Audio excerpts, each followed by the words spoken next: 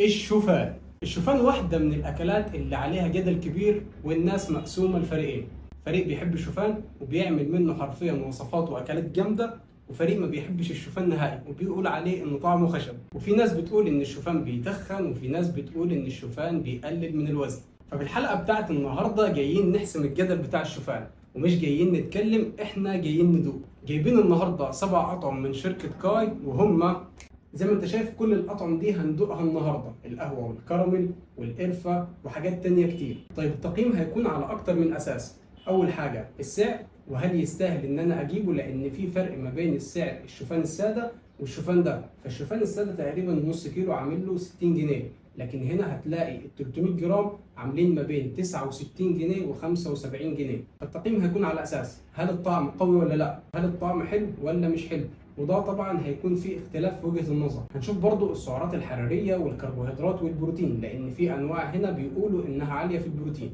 وفي الاخر خالص هنشوف هل ممكن نحضر حاجة زي كده في البيت، ولا يستاهل اننا ندفع فيه المبلغ ده. طبعا في اكتر من طريقة تقدر تحضر بيها الشوفان، ممكن تعمله سخن، ممكن تعمله ساقع، ممكن تزود عليه لبن شوية او تقلله، وده على حسب تفضيلك الشخصي. وانا بشكل عام حطيت 75 جرام شوفان في كل طبق من الاطباق دي، وحطيت نصهم تقريبا لبن والنص التاني ميه عشان ما يكونش تقيل. طبعا زي ما انتم متعودين انا مش بحب اطلع وحدي في الحلقات دي، لازم بجيب حد معايا برضه يدوق عشان يكون الموضوع فير. قبل ما ندوق السبع اطعم دول هندوق الاول الشوفان ساده. الشوفان جبنا شوفان عادي وحطينا عليه لبن، فهيكون الشوفان الساده الستاندرد بتاعنا، وهنشوف هل الاطعم فعلا بتفرق وفعلا حلوه ولا لا. كفايه كلام ويلا بينا. انا هخش اقول ايه؟ ازيك يا شمس؟ احنا بدأنا اصلا خلاص. كانت عماله تطلع انا فتعبانه شو والله. بصور ولا بتكلم؟ أيوة. انا انا تجننت. انا موقفي ايه؟ هنبدأ بالشوفان سادة على اساس ان هو هيكون الستاندرد بتاعنا، وهنشوف بقى شمس هيختار ايه. يلا بسم الله. طعم الشوفان. انا بحب الشوفان، انا بحبه ساقع، بحبه سخن. سخن بس انت بتحبه سخن؟ اه والله ايه مفيش زي الشوفان السخن، بس كفايه بقى عشان اللي جاي شكله ايمن يعني. ماشي. طيب حابب تبدأ بطعم ايه؟ ايه ممكن نقول؟ ماشي خلينا في القرفه. قشطة.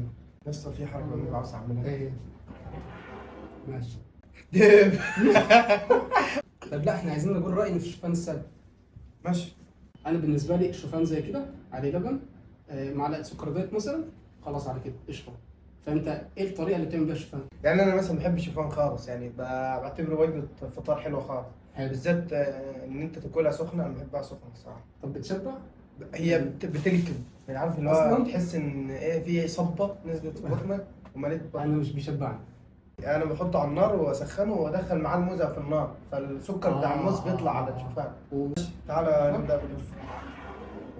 طيب يعني بص تغاضى بقى عن حته الاستيكر، يعني انا جربت الموضوع الاستيكر ده بس مش بيلزق في الازاز. طيب الشوفان بالقرفه ده جاي منه 500 جرام، باقي الاطعم جايه منها 300 جرام بس، والاسعار زي ما قلت لك من 69 جنيه ل 75 جنيه.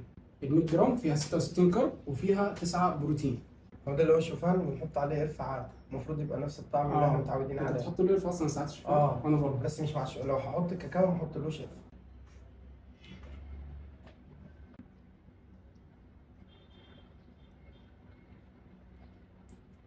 هو عارف بسكوت الشوفان اللي هو بالقرفه نفس الطعم، يعني هي القرفه قويه فيه.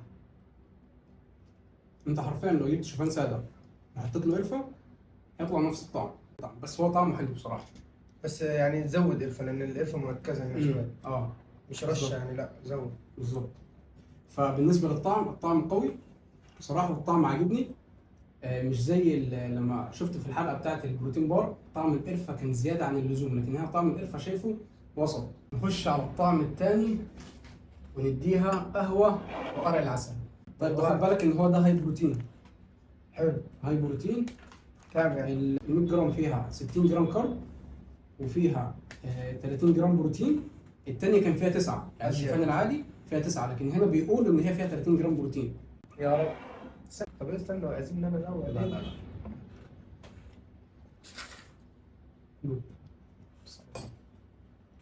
هو المفروض ان ده يبقى محلول شويه، لان قرع العسل تقريبا طعمه حلو. صح. توقعي صح.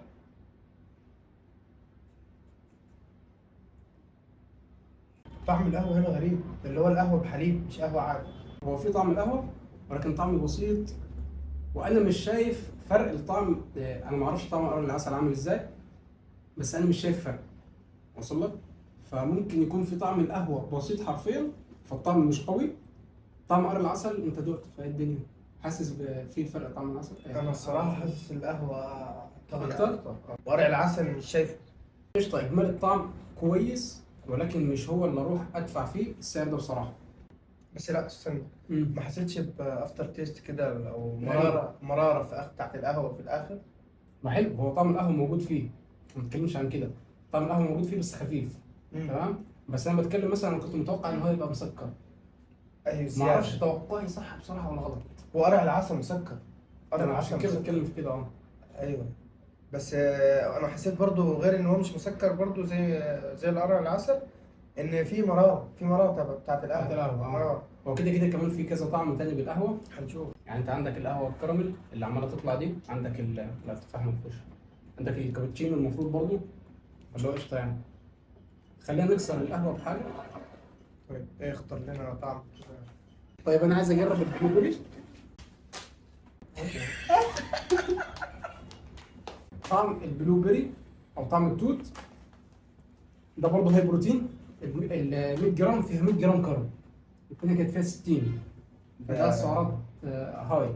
طيب ال 100 جرام فيها 240 سعره، 100 جرام كارب، ومنهم 20 جرام فايبر، 30 جرام بروتين، والفات مش مكتوب. كده كده جامد. انا اول ما دقت الطعم جامد. دخل في عجبني. المخ على طول. بص، بالنسبه للطعم، قوه الطعم عاليه، الطعم نفسه جامد بصراحه. فانا وال- هشيل الطبق. ممكن نجرب التفاح ولا نجرب جوز الهند؟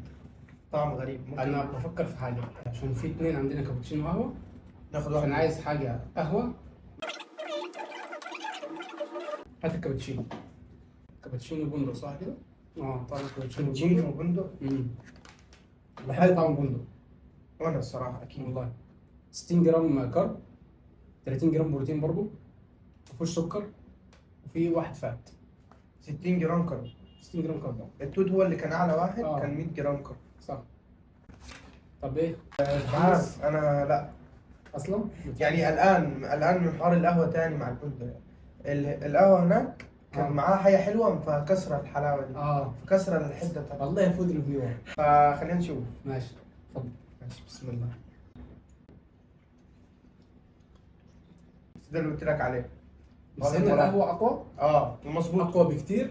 هو المفروض فيه بندق، انت حسيت بيه؟ خفيف فيه، بس فاهم طعم يعني بسيط جدا. لا انا بصراحه جامد، عجبني. هو حلو، هو الصراحه ممكن يكون من احسن الحاجات اللي هتيجي النهارده. طب مثلا انت حاجه زي كده ممكن تعرف تعملها في البيت بسهوله؟ لا انت لا تعمل لا الميكس ده؟ ان انا اظبط القهوه بالطريقه دي آه. بالدرجه دي لا. فلا يعني ده حلو يتاكل الصراحه ومختلف. فاضل لنا 3 اطعم: تفاح، جوز الهند، والقهوه والكراميل. ده طعم الجوز هند، ده 100 كرب، 100 جرام كرب. اوف، زي التاني زي البلو بيري. البندق ما كانش 100 جرام كان كرب. 60 او 66. وده هاي بروتين 30 جرام، 30 جرام بروتين. اوكي. 100 جرام كارب، 30 بروتين. بسم الله. استهويت.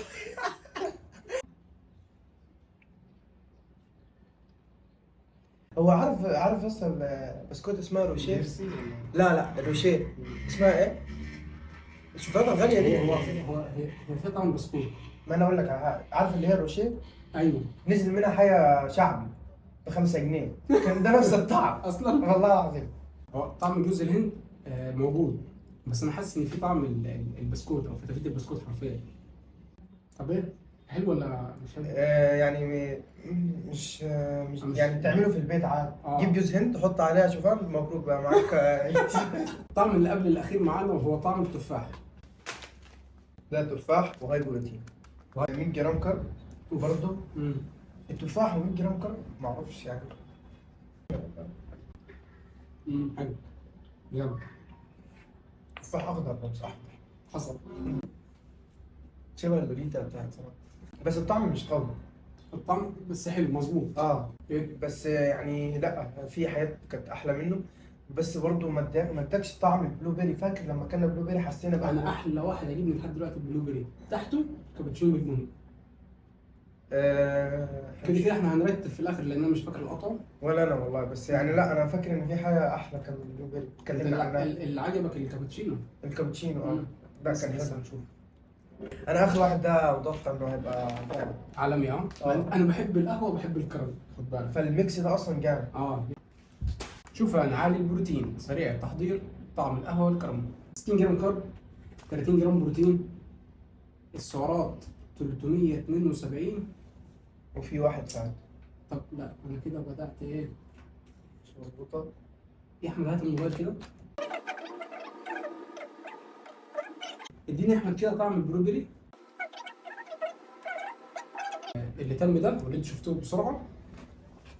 ان كاي ده بيقول ان هو 60 جرام كارب، 30 جرام بروتين، و1 جرام فات، والسعرات 372 سعره. وتمام لما حسبتها يعني على الاله ببساطه كده طلعت 372 او 370 فقشطه. لكن طعم البلوبيري واي طعم مكتوب عليه 100 جرام كارب، فهو مديني 100 جرام كارب و30 جرام بروتين. لما جيت احسبها لقيتها 520. فانا مش عارف يعني 520 ازاي وهو هنا كاتب لي 240. حركه مش حلوه منك. يعني انا مش هدفع لي 70 جنيه ولا هدفع لي 75 جنيه عشان الاقي الكالوريز مكتوبه غلط. هو ده منتج مصري صح؟ تقريبا كده شركه مصريه. اصلا هو الرقم بتاعهم حاطين رقم مصري بتاع خدمه العملاء. اوكي خلينا ندوق قهوه وكراميل. طيب برضه 60 جرام كارب، 30 جرام بروتين، 1 جرام فات. هنا كاتبين السعرات صح 372. برضه هرجع واقول انا شركه مش كاتبالي الكالوري الصح، فانا مش هبقى ضامن ان 30 جرام بروتين دي فعلا حقيقيه او فعلا هي 30 جرام بروتين. المهم احنا جايين نقيم الطعم اكتر من قيم البروتين لان انا مش هجيب شوفان وهعتمد عليه كمصدر للبروتين. فخلينا ندوق ونشوف. انا الطعم ده متحمس له خالص. اظن باين من المعلقه. مشكله يعني هو طاغيه جدا وحرام يعني الكراميل حاجه حلوه يعني تظهر، بس لا ده طعم مر في الاخر. طيب خلاص خلينا نرتب الأطعم من الأحسن لأقل ولا العكس؟ لا خلينا من الاقل للاحسن لان هنختلف في الاحسن. نروح نرجع له. يلا بينا. ودلوقتي عندنا السبع أطعم، هنختار من الأقل للأحسن.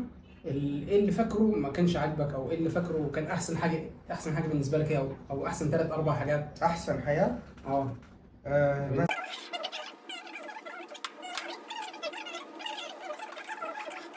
خد بالك الاربعه دول الاطعمه بتاعتهم كانت قويه.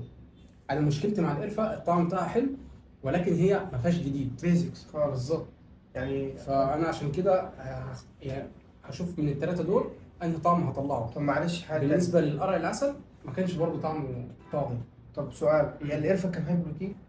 لا كمان يعني انا اشتري شوفان هاي بروتين مش انت خد بالك برضه حته هاي بروتين دي بصراحه انا حابب ان انا اركز عليها خالص لان انا مش متاكد مليون في الميه ان هو فعلا 30 جرام بروتين. يعني انا ما اقدرش اقول لك اشتري الشوفان ووفر كمان جرامات البروتين، لا، لان حاجه زي كده برضو الكواليتي بتاعت البروتين بتفرق لان هي بتفرق على حسب الاحماض الامينيه اللي موجوده فيها، احماض امينيه اساسيه ولا مش اساسيه. فخلينا بس نركز على الطعم، هل هو قوي مش قوي، هل هو حلو مش حلو، والسعرات والكلام ده احنا اتكلمنا فيه خلاص.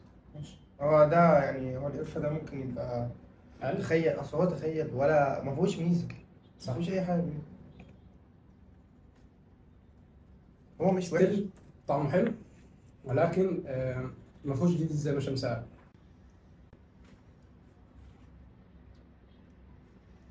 تصدق عجبني؟ بعد ما لفينا انا كنت متوقع ده هيكون مثلا رقم 6 بس لا، شكلي هسيبه شويه. ماشي. هات لي بقى القهوات كلها. ماشي كده. ماشي. كابتشينو بندق. ده كويس. جامد. مرارة البن فيها عالية. مش ده الكابتشينو بندق؟ لا ده مرارة البن اقل حاجه، ده مرارة القهوه فيه اقل خد حاجه. بالك ده اقل شويه من ده. تعالوا نشوف. ده اقل واحد. هنا القهوه اقل حاجه، هنا القهوه عاليه، وهنا القهوه تقريبا اعلى حاجه. هنا انا خايف ادوق اصلا عشان اخر مره كان يا ساتر يا رب. ادوق ولا ايه؟ يا ساتر. اه صعبه خالص. المشكله انه معاه كراميل، يعني انت المفروض تديني. انا اتوقع من طعم زي كده القهوه بالكراميل ان الطعم يبقى سويت حلو. طلع من طعم فيهم يعني رقم. لا لا لا، ده رقم ستة. يطلع وش، ده يا صح؟ اخوانا ده انت كانك شارب كوبايه قهوه. طب هو ولا القرفه؟ ولا خلاص احنا اوحش واحد؟ اه. لا ده يعني ده مش ذوقي، عشان بلاش اوحش. ده اقل طعم وده احسن صح؟ منه شويه. ماشي. خلاص هنطلع ده رقم 7. دلوقتي ما بين ده وده انا شايف ان ده احسن. هو الفكره ان ده فيه جو، ده فيه جو اكتر، ده عادي يعني. صح؟ ده فلات. طب خلاص. متفقين ان ده رقم 5؟ طب والجوز هند؟ ما احنا بص يا باشا. تمام. يعني عايزين نشوف ايه اللي نطلعه. انا عاوز اشوف جوز هند عشان نحكم. نسبات. أنا. كل مره بيبلع.